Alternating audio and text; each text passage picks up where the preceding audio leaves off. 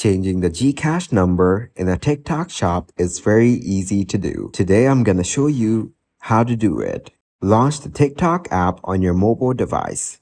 Navigate to the TikTok shop section within the app. This is usually accessible through the Discover or Search tab.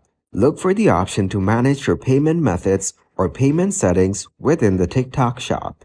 This might be located in your account settings or profile section.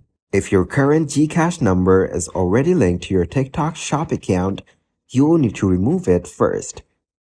Find the option to delete or remove your payment method and follow the prompts to confirm the deletion.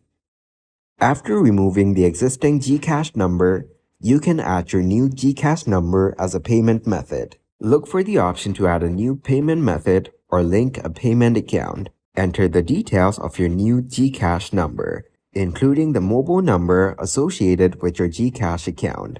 TikTok may send a verification code to your new Gcash number for security purposes. Enter the verification code when prompted and save your changes. Once you have added your new Gcash number as a payment method, make sure to confirm the changes and save your updated payment information.